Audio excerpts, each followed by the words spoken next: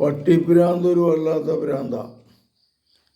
നാളെ ഞാൻ ചെന്നപ്പോൾ ഒരു വികാരിയച്ഛൻ്റെ മുറിയിൽ കാപ്പി കുടിക്കാൻ നേരത്ത് അച്ഛൻ്റെ മുറിയിലെ ടേബിളിൽ ഭക്ഷണം കാണിക്കുന്നതിൻ്റെ ടേബിളിലും പട്ടി വന്നു.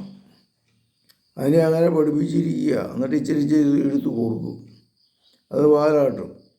അത് കാണാനൊരു രസം. പലപ്പോഴും ഇങ്ങനെയുള്ളത് നോർമലായിട്ടുള്ളതല്ല. ഒരു പട്ടീനെയൊക്കെ വളർക്കണത് നല്ലതാണ്.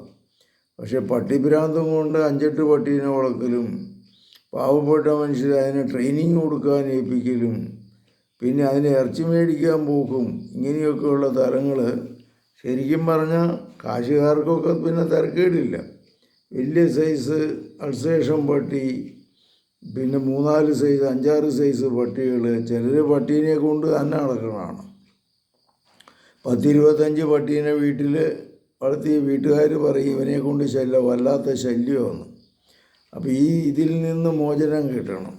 നോർമലായുള്ളൊരു തലത്തിലേക്ക് വരണം. കർത്താവേ, മക്കളെ അനുഗ്രഹിക്കണമേ. അമിതമായ പട്ടികളോടുള്ള സ്നേഹവും പട്ടിഭ്രാന്തുമായിട്ട് മാറാതിരിക്കാനുള്ള കൃപാവരം നിങ്ങൾക്ക് നൽകട്ടെ. കർത്താവ് നിങ്ങളെ സുഖപ്പെടുത്തട്ടെ. പരിശുദ്ധ പരമദിവ്യകാരുണ്യത്തിന് എന്നേരവും ആരാധനയും സ്തുതിയും പുകഴ്ചയുണ്ടായിരിക്കട്ടെ. യേശുവും ശിയായിക്കും സ്തുതിയായിരിക്കട്ടെ.